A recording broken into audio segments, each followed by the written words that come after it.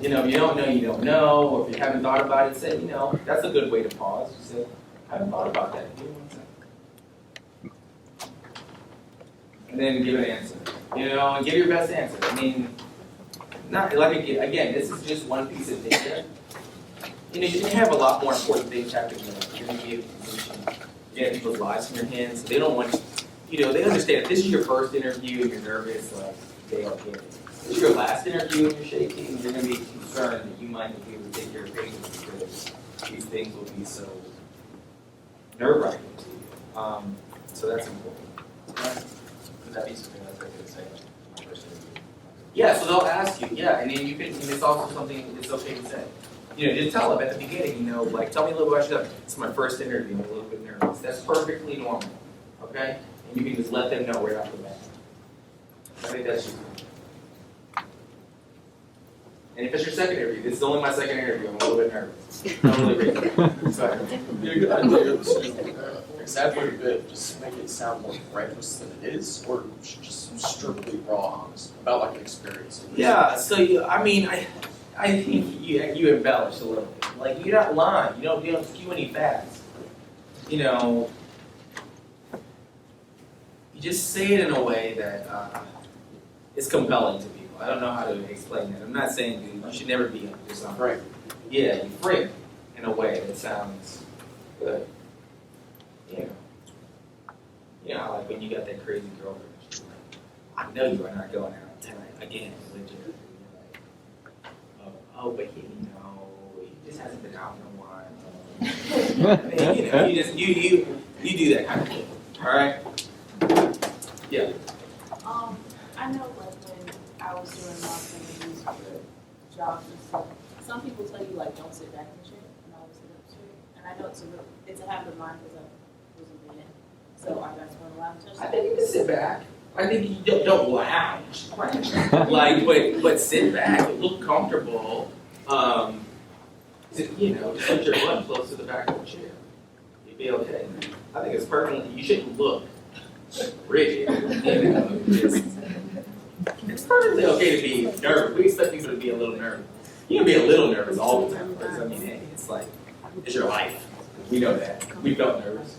I was nervous. You know. Just get through it. I know, like, in the normal world, when you go in for an interview, they want you to smile, be more, like, personable. Mm-hmm. But I'm also in the military, and they do not like smiling. So for this interview, should we smile? Yeah! Let me show you a human being. Yes. Humanism in medicine. We want people we like. We don't want rigid people. No. And look, that can hurt you. Okay. You're like, yes, sir. Whoa. Please, I mean, like, for real, like when we do this, you know, the physicians at the faculty at, you know, at my school, you call it by their first name. That's just the way it is. My dean is Jeff Flyer. Jeff. He's Jeff. Everyone calls him Jeff. He asks us to call him Jeff. Students call him Jeff. You don't call him Dean Flyer. He doesn't want to be called Dean Flyer. He just wants to be called Jeff. You know, and so, you know, that's just the way our culture is, and that's the way a lot of medicine is. So if someone asks you to call, it's not that way everywhere. If someone asks you to call them by their first name, just call them by their first name. That's it. That's what they want. Don't look like you are not able to, you know, get into a different situation than you're used to. You should be able to go into a different situation where you're used to this person of authority, calling them sir, calling them ma'am, you know, whatever, calling them Mrs. blah, blah, blah, or Mr. blah, blah, blah, or Dr. this, or Dr. that. Like, if people don't want that, you should be able to adapt and just do what they ask you to do. Today I went to an interview with the program director over at EDMS because I was going to do some research and I'm interested in emergency medicine, so I was going to talk to him about something. He's like, oh, Devon, he's like, don't dress up, wear flip-flops. He's like, I'm wearing flip-flops and shorts. Tomorrow, just like, don't wear a suit. So I did what he asked me to do. I walked in shorts and Sperry's and t-shirt. You know, that's what he asked me to do. So I did it. And then you show that like you're a real person. Because real people don't walk around in suits all day, every day. You know what I mean? So you know, I think you have to show that you do that. Steve, and what are some of the default niceties and default kind of like, do you always call a physician like Dr. Start off So with and that. so, or and what's so what's your The kind of- default is yes, doctor, blah blah blah. Okay. That's it. Yeah, I mean, the first clue is like Dr. blah blah will be interviewing you, so that's just what you call it. Okay. The one question that people always get asked, and it looks good if you know, is who else is interviewing you? And then a lot of people, how many times were you asked, how many times were you asked who else is interviewing you today? Probably at every school. Yeah, every school. And so it looks good if you're like on top of it, you're like, you memorize the people, the 2 or 3 people that are going to interview you. Seriously. As silly as that sounds, it looks good. Because so many people write for your papers. I don't hate anybody for that. But I don't really care. But you know, yeah, go ahead and look. It doesn't look bad. But it can put you in a position where you get flustered. And you're like, oh God, he thinks I don't care, and blah, blah, blah. So you don't want to be in that position. Just memorize those names. That's one. Go ahead. Like you said, when you were saying that you weren't taught like the simple stuff like unbuttoning your jacket Yeah. when sitting down, like who taught you that? Like did you learn the hard way, like the only No, I'm telling you, mentorship. Look, I went through you think I'm joking. I did not do anything without asking somebody who had done it before how to do it, period. Nothing. There's not a single thing in this whole process I did without asking somebody who did it. Because I never felt like I was smart enough just to figure it out myself. You know what I mean? You know, I was just, like I said before, I was foolish enough to believe I could do it. And just was stubborn. Like, I'm not going to let anybody tell me no. Otherwise, so I just did it. When they told me, you're wasting your money to send your secondary to Harvard because they just want to take your money, I said, well, I'm going to have to make them tell me no. Because I'm sending it.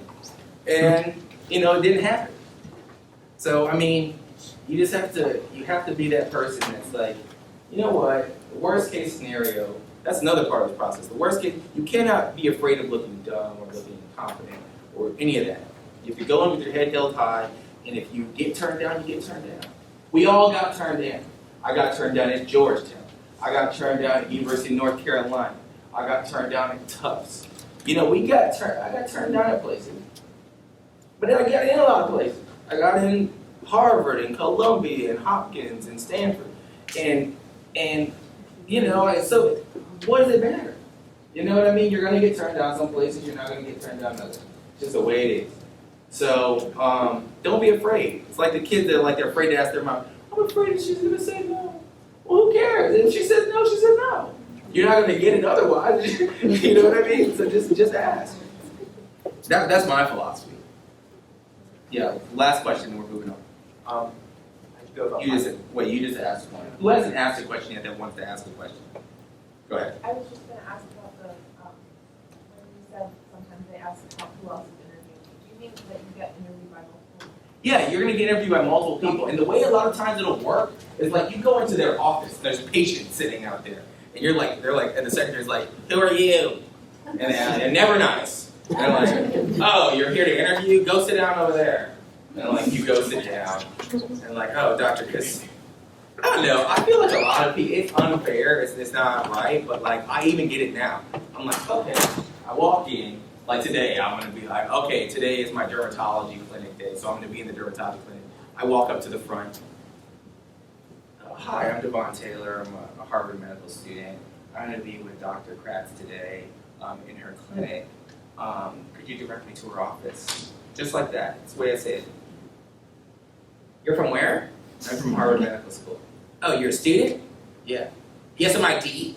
And I'm just like, it's so mean. Like, that's been right. I mean, it's crazy. But I'm just like, damn, what's wrong with you?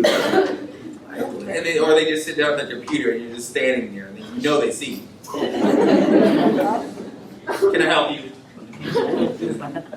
You gotta know that when you're there interviewing, that's gonna happen, and just don't take it personally. It's just people that are, you know, and in reality, there are people who did not have the opportunities that you have to get there. And there are people who work at these desks who could be great physicians. They just never had that opportunity. I think there are people who have a chip on their shoulder and they're bitter about it. And I think they have a right to be bitter and have a chip on their shoulder about it, to be honest. It's not you that did it to them. That's a problem, you know, but they're bitter. And then, you know, you have to realize that you are lucky to not be relegated to being a front desk. If you're able to go be a physician, you're not relegated to being your highest career aspiration is like being a front desk person at the medical. Not that there's anything wrong with that. My mom does that type of when she drives the bus, but my mom has been front desk people and things like that. There's nothing wrong with that. I mean, plenty of people in my family do things like that. I'm just saying you have the opportunity to do other things that they will never have the opportunity to do. So you just have to just like take it and just say, you know what, I'm just lucky to be here. It's true. Not many people in this world can grow up in the United States of America and have, you know, certain opportunities. Not that everyone has equal opportunities here, but you know, have certain opportunities. And once you get the opportunity to become a physician, certainly many people don't have that opportunity. So it's just something you have to appreciate and realize that like it's a special thing. So I would just, you know, do that. So the last part that we're gonna get really quick. So my panel decided that they had finals. So my panel, all three of them had finals this week, and they decided that they couldn't come because they hadn't studied. So it's just me. So this part is going to be about, I'm going to do about 15 minutes of questions about medical school. Some of you guys aren't sure about what you want to do. So just about what medical school is like. That's me. These are my classmates in the William Bosworth Castle Society. So we're broken up like Harry Potter, you know, like they do the hats. So we're in society, academic society. And so there's 5 societies. One of the societies is like a Harvard MIT society. It's a joint society called London. But I'm in the William Bosworth Castle Society. This is my society in my year. And this guy, William Bosworth Castle, discovered pernicious anemia, which is a vitamin B12 deficiency. But anyway, that's uninteresting. But these are my classmates. Here's me. I told you I'm flashy. See that bow tie? Stunned. Look at this guy. No, seriously, these are my classmates I love. So I'm here as a representative from a medical school to talk to you guys about the medical school experiences. This is always kind of an important thing to kind of know what you're getting into. So just rapid fire. Go ahead. Brittany, what was your an example of your daily schedule as an M1? I went to class in the morning. I'm a class goer, so most of my classmates are not class goers because they video record all the classes, and you can watch them in double speed. So towards the end, like when you're about to take a test, a lot of times you'll just like skip the lecture and watch it in double speed. Here, I will say they don't videotape the lecture, so you're really missing out. So go to lecture. But in medical school, if it happens to be, it's bad because they'll have like, literally, we had multiple Nobel laureates come and talk in our class. And we have Nobel laureates that actually teach. We have small group learning. That's how we do a lot of our classrooms. We have small group learning. And we have we go into a different society room and we sit down with 8 people and a professor and we talk about nephrology. And we have multiple Nobel laureates that do that stuff, and they don't even get any attendance. Those little small groups are mandatory, but because we depend on a team to do it. But the actual lectures are not. So my day would be 8 to noon. I went to lecture, so my day would be 8 to noon, and then the rest is study time off. One day a week on Wednesday afternoons, I went to physical exam. I learned how to take history and physical, called Patient Doctor 1. The guy who taught me how to do that was a guy named Edward Maynard. It was amazing being at this is what being at that kind of school kind of offers. So this guy was the president of the American College of Physicians, which is a high position. He was the president of the American College of Physicians in the 1980s. He came to the Mass General in 1941, and so back then you actually had to know how to, because we didn't have X-ray and we didn't have MRI, we didn't have CT and all that. So they actually had to know how to diagnose with their hands, in their ears, and their eyes. And so this guy taught me the physical exam. I was so blessed to have, he took 2 students. Every faculty member takes 2 students. Not every faculty, there's 12,000 faculty, 700 students. So, these faculty members take 2 students and they walk them through. So that I would do that on Wednesdays. Learning history and physical. And that would be it. And it's pass-fail. Most schools are pass-fail. I would highly recommend going to a pass-fail school. It's either pass now or pass later. That's more what it is, pass now, pass later, no one fails. And then, you go through that for the first couple of years, then the third year is some grades. So, third year is all clinic, all in the hospital. So, I use the same strategy I use here. That's how I know it works. That's how I know it works. I mean, I know it works for other people, but I use the same strategy. It's the same thing. It's the same type of test. It's exactly the way I studied for the USMLE, and I killed it. Not a problem. Did really, really. No, I did. I mean, I was like 98th percentile in the country, and because I used this strategy, and I just really worked. I mean, I worked. So it does work. The strategy works. Does the MSAR both have the pass now, pass later information? Yep, they have, yep. Pass, fail, if they have AOA, all these other things. It's an honor society. It's an honor society for the top how many percent of medical students, where they do class rankings. Like University of Virginia, for instance, they have AOA, because you have to be in the top 5% of the class to be in this academic medical honor society, but they have an internal ranking to do that, but they do not publish the ranking. So they will not tell someone who you're interviewing with that you were ranked number, you were in the 58th percentile. They will never say that. You'll just be not in a top 5%, basically. So it doesn't really matter, you know what I mean? Who's next? Let's use the honor code. Who was next? Say it. Okay, go ahead. Cameron, now I'm sure the curriculum there is pretty rigorous. Would you say at Harvard that it makes a difference in work-life balance? No, I mean, no, I wouldn't. You gotta learn, yeah. You gotta learn. No, seriously, we were a class with. We had this guy Kuya. I should bring him on the stream. Kuya was a VIP manager at an Ultra Lounge in Las Vegas, and Kuya, that guy, man, he was throwing the craziest parties like all the time at the clubs, like there's the clubs downtown in Boston. And, man, we had so much fun. Anyway, we had a lot of fun. It was work-life balance, and I had it was great to have kids. It was like work-life balance, but we did it. And you just have to study. You have to know that you have to work, and you have time. You have time to do other things. Some people didn't. Not everyone does that, but I think you have the opportunity to do it if you want. Yeah. So you can work while you're not working. You can. I did. Yeah, I told you. I taught. I tutored. I do all that stuff. Yeah, I work. What would you say that your biggest struggle has been thus far in medical school? How did you get over it?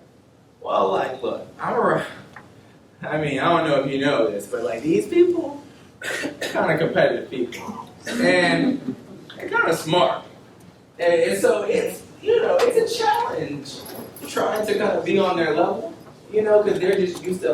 Most of these people, I'm just gonna go look at a list.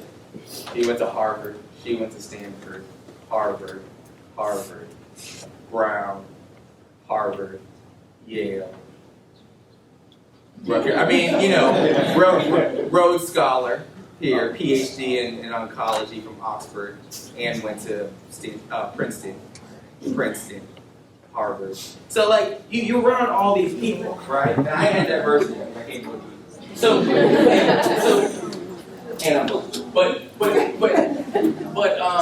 no. You run all these people, and they've done nothing but kill a game their whole life. So that's a challenge going to one of these schools. But I just elevated my game. I had to elevate my game because I couldn't be shown up by these guys. You know what I mean? So I just wouldn't allow that. So I just worked. I just had to work. And I'm serious. I took the bio here. I took cell bio and genetics. And I was totally prepared. I never took anatomy, physiology. I'm not saying you shouldn't take that. Just saying, I never took Ralph Stevens' class. Never. And I did 99 on the AMP final at our school. So, but that being said, in our this is kind of funny. I probably shouldn't say it. But in our practical, we had 10 questions. And it was like what the structure is and what the function in our practical. So you go in an anatomy lab and they label structures. One of them was like the lung. What is the function? You know, so like, it wasn't crazy. And I'm just gonna say it wasn't crazy. The anatomy professors, they designed the test for you to do well. So I think the class average was a 99. So and that's what I got. So anyway, but yeah, it's not. You do it. You do it. It's medical school. When you are faced with the challenge, it's either get out or die, right? Every class is get out or die. If you don't do it, you fail and you don't become a doctor. That's a lot. I mean, a lot to deal with. So you just do it. You just buckle down and you make whatever you have to do to make it work. And that's what people do. So it's like kind of that simple. Was there ever a point where you felt like you were just like way over your head? No, so medical school is great because there's small classes. It's not like being a freshman here. It's a huge group of people. For us, 165 people, including dental students. So really, med students, 135 people. So, it's a small group of people. You have 12,000 faculty to support you. That's not everywhere. That's 12,000 faculty. We have so many hospitals. Yeah, I mean, you're very well supported and they do everything they can to help you. And it's true that, at least in my experience, has been those people that are at the top, it'd be like President Broderick coming down and teaching business. Like going in and having a business class, and he teaches it. He teaches it. And he knows how to run a business. He's the president of his university. And so, for us, our deans all teach courses. The president, all these people teach courses. I learned business. I took my first healthcare management course from the CEO of Partners Healthcare, which is the CEO of Massachusetts General, the #2 hospital in the country, and Brigham and Women's, the #9 hospital in the country. He's the CEO of that whole umbrella organization, and a couple of other top hospitals involved in rehab hospitals. So this guy's in charge of all that, and that's the guy who teaches me about managing healthcare. It's a great opportunity. It's a great opportunity. But what you see is in medical school, these people make it to the top because they care about students. That's why they make it to the top. At least in the medical school. I don't think that's the case in most undergraduates, in the undergrad setting. But certainly at the medical school, at least been my experience. These people make it to the top because they are involved with students and they want to continuously be involved with students. So that's been my experience. It's been very good. What else? What is it feeling on PBL schools and regular lecture learning? Yeah, so I think problem-based learning, the fact of the matter is this: you gotta learn it. You're gonna teach it, you're gonna read it, you're gonna learn it. You're gonna go to lecture, you're gonna go to problem-based. I think problem-based works well, because that's how you learn, you solve problems, that's what you do as a physician, you solve problems. You see a case, you come up with a list of problems, you come up with either a unifying diagnosis using Occam's razor, or you come up with a couple of possibilities. And then you kind of rule out things and make things higher. So then you say, okay, well, I'm going to have to order this test and that test and that test and figure out what it is. That's how you do it in real life. So I think problem-based learning makes you a better physician. So that's what most schools are doing. We're switching. So medical schools historically have been all the same since this thing that came out called the Flexner Report in like 1912 or something. And this guy basically made all the medical schools the same. And a bunch of medical schools closed down and they all do the same. 2 years of preclinical and 2 years of clinical. That's the way they've done it. This is all changing now. Every school is changing their curriculum. So medical school will be a lot different. You guys are going to be part of that change. So it'll be a pretty exciting time to be kind of involved, especially if you're interested in medical education. As students, you can get involved in these committees, curriculum committees. Get involved. It's cool. Yeah. So having a lot of people hate on PBL and say don't go to that school because it's PBL, it's not gonna prepare you, you're not gonna do what you need to do to prepare you for the board. Is I'll tell that? you. I mean, I look at our match list. We've done problem-based learning forever. And we go to some pretty good places out of medical school, so I'm assuming people do pretty well. I certainly have had no problem. I learned a lot. I've learned more. I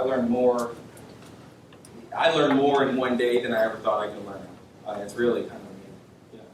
There's a handful of schools that have both curriculums at separate campuses, and there's no difference in board scores. It's kind of personal preference if you're someone who learns in lecture versus someone who learns from the textbook. Yeah, well, it's a lot of... Certainly board scores is true, because what did I just tell you about these tests? You do well on the test by learning how to take the test, not because of what you know. You learn how to take the test. You learn, for instance, how many proteins are in the human body? I don't know. You know, tons and tons and tons, tens of thousands probably, at least, of proteins in the human body. Probably, that might be a gross underestimate.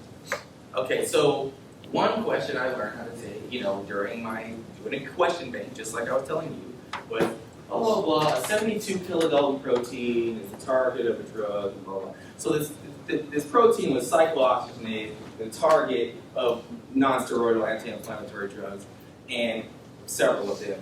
So anyway, I knew after that cyclooxygenase being 72 kilodaltons was an important number for whatever reason. I still remember it. It was on my board.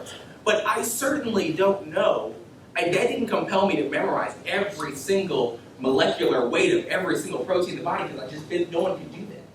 So that's why, without taking the practice questions, you can't know what's important. You need to know, like, who's writing these boards, and somehow historically that was important.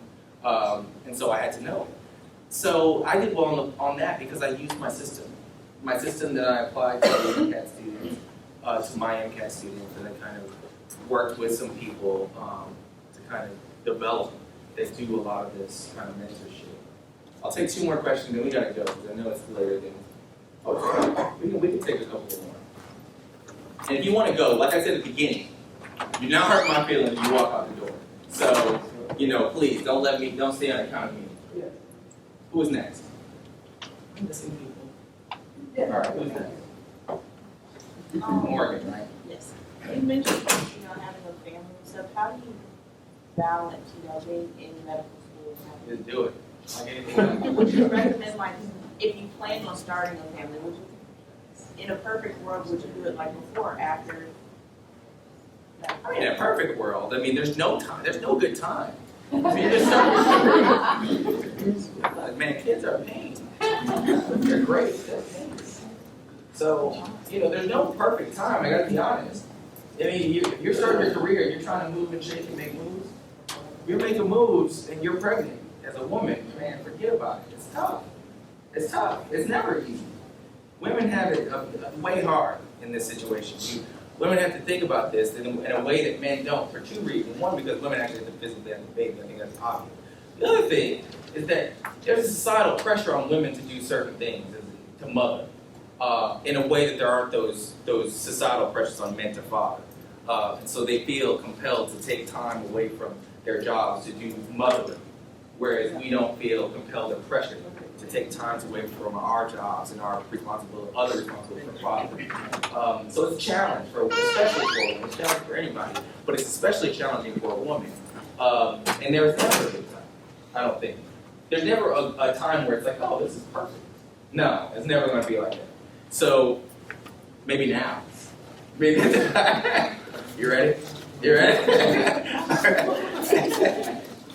Yeah. Yes. Oh, Mary, Yeah. did you change what you wanted to practice? I did. Yeah, so I was thinking about doing ortho, spine, neuro, spine, doing emergency medicine. I fell in love with it.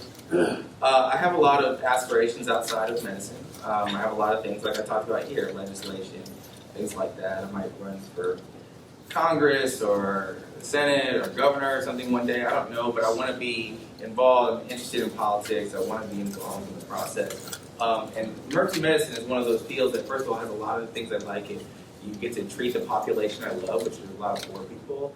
A lot of people that use those people as their primary care physician.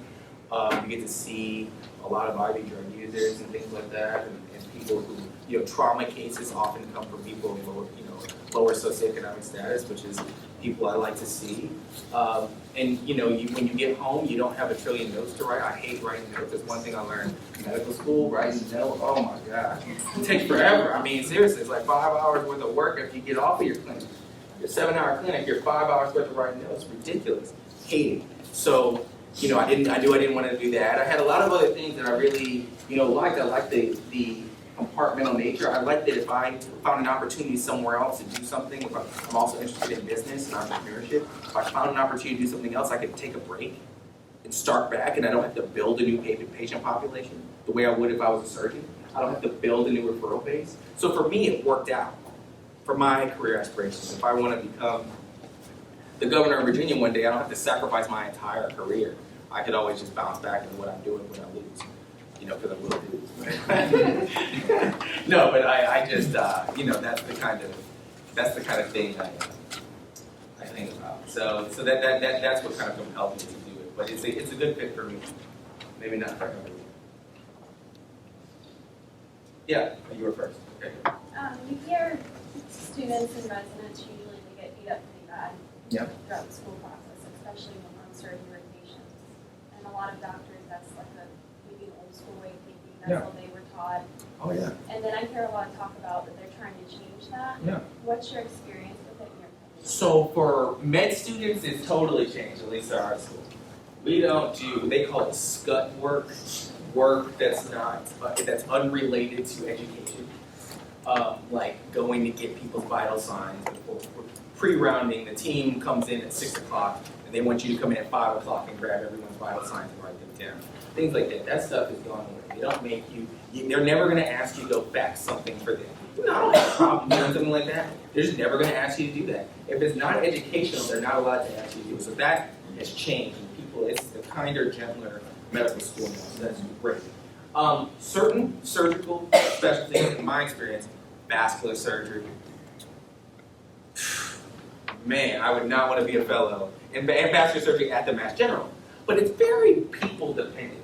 Some people are just assholes, and that's what they want to be, and that's the way they work.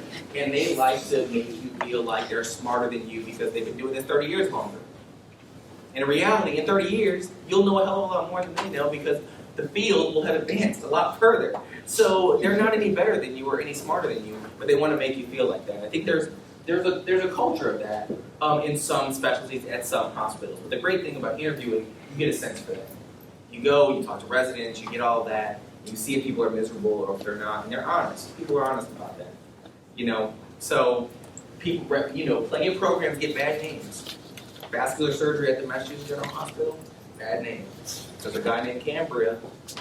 Every other word, damn it, you're an idiot. Blah blah. And it's just like, I was sitting on the other side. I was flabbergasted. I was behind the curtain because I was doing anesthesia at the time. So I was an anesthesiologist, playing anesthesiologist. So I'm doing all this stuff, and I'm on the other side of the curtain. And he's like, "Oh, how are you doing today?" He's like talking to me all nicely. Then his fellows, so this fellow has already, the board certified surgeon, has already finished residency.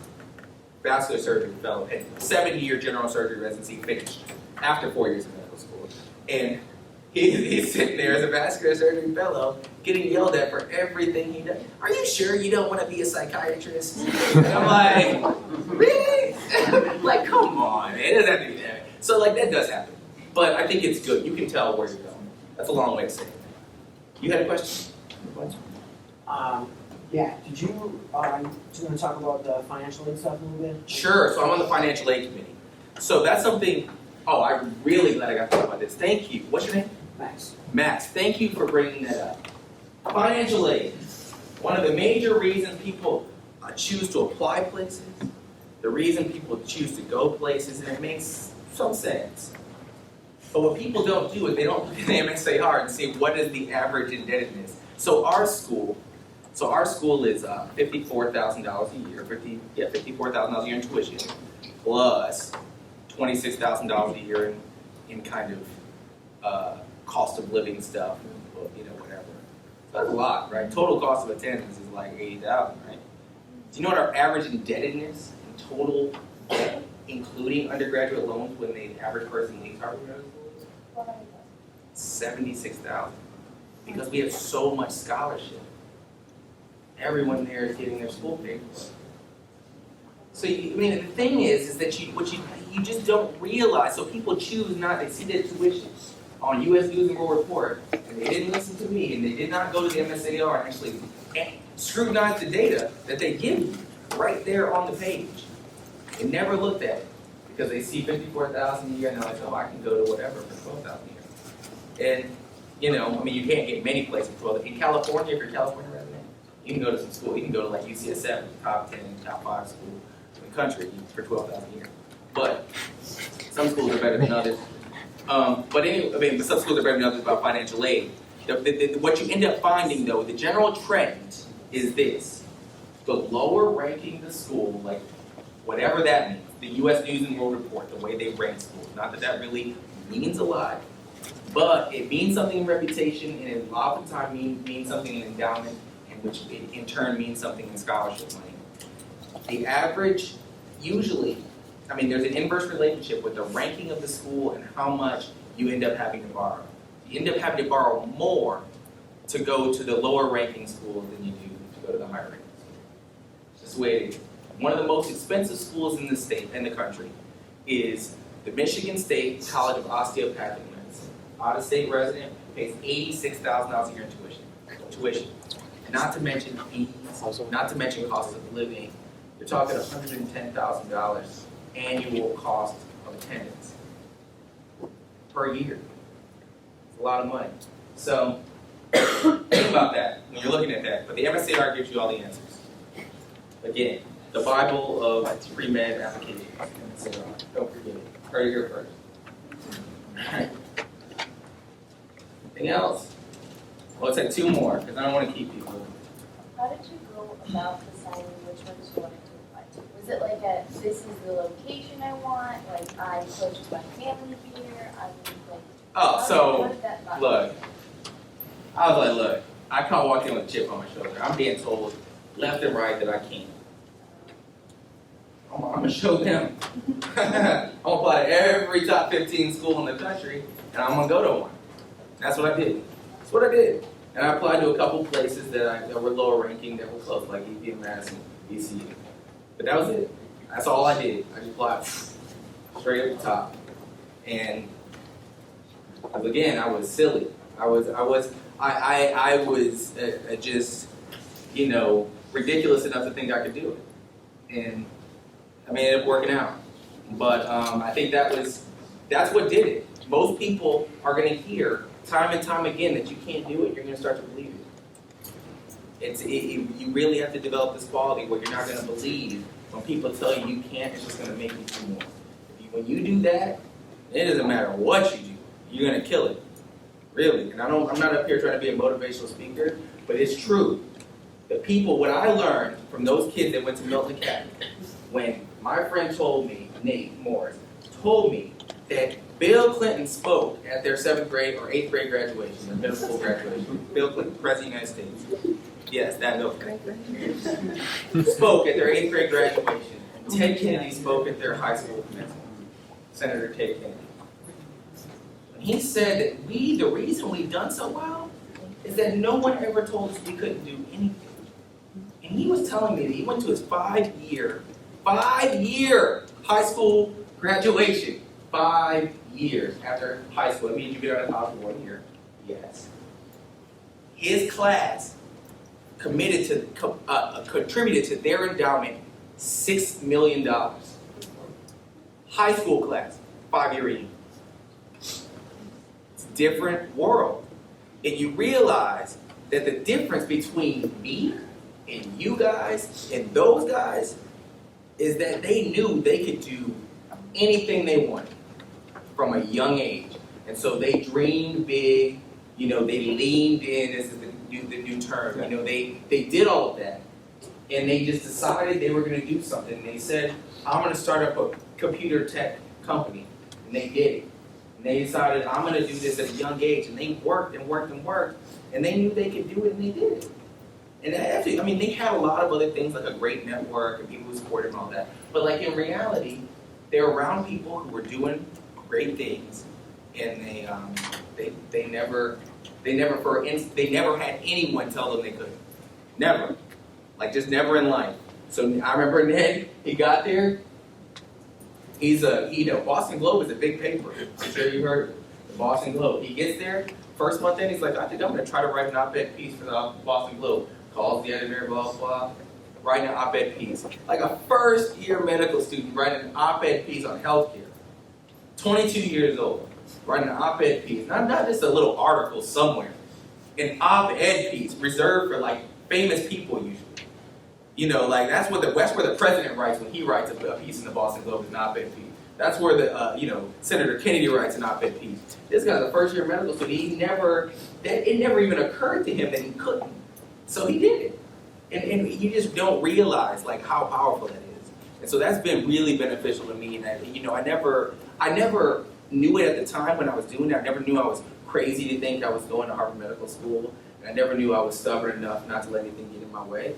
But what I'll tell you is that after reflecting on that experience, after meeting these people, I found out that was a secret sauce because all those people had that. All those people had that. They never felt like they couldn't do it. And that is the most powerful thing that you should get out of this, is that just never feel like you can't do it and you'll be fine.